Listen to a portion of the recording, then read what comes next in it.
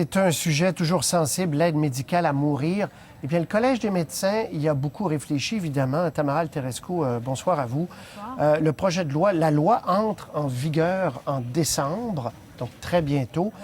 Et là, on a envoyé aujourd'hui, c'est une étape extrêmement importante, les directives aux médecins. Oui, elles sont prêtes et elles seront disponibles dès le 10 septembre uniquement pour les médecins. On appelle ça un guide au Collège des médecins, mais c'est un document qui est crucial parce qu'il va permettre aux médecins d'abord de connaître ses droits. C'est important de le mentionner. Un médecin peut dire non, dans quelles circonstances et quoi faire si le patient insiste. Donc, on veut guider le médecin dans ce nouveau système qu'on crée au Québec où l'aide médicale à mourir va devenir un soin. Et pour ceux qui acceptent, eh bien, on évoque, on rédige la marche à suivre, et c'est vraiment très concret. À partir du moment où un médecin dit oui, comment s'y prendre, du consentement, de la demande du patient en consentement. Donc là, on a choisi une technique, là. Exactement. Par intraveineuse, de toutes les méthodes qui étaient disponibles et qu'on fait ailleurs dans d'autres pays où c'est légal, on a choisi que toute dose fatale sera administrée aux patients au Québec par intraveineuse. Je vous laisse écouter Yves Robert, le docteur du Collège des médecins, qui explique pourquoi on a choisi cette méthode. C'est un gros morceau, c'est clair. On ouvre une nouvelle porte, une nouvelle dimension, un nouveau paradigme en médecine qui ne s'est jamais fait au Québec avant. Ça, c'est clair.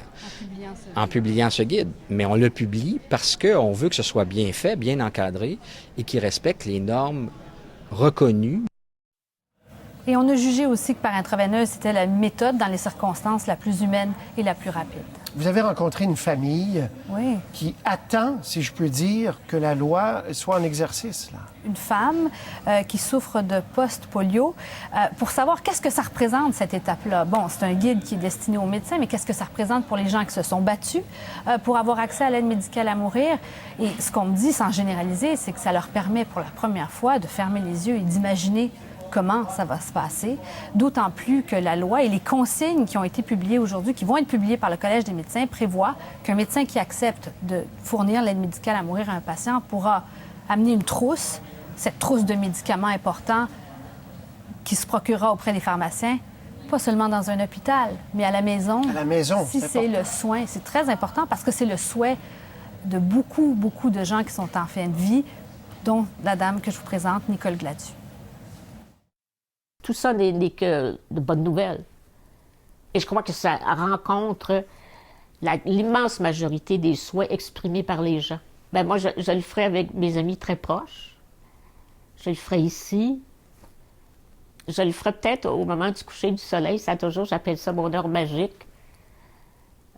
Donc, ça sera le reflet de toute ma vie.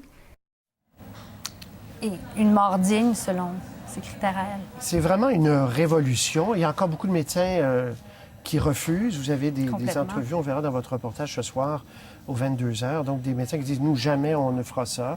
D'autres qui disent oui. On n'obligera aucun médecin, d'ailleurs, à le faire. Mais ils ont la responsabilité de diriger le patient vers un médecin qui va accepter. Qui va accepter. Voilà. Merci, Tamara. Je vous en prie.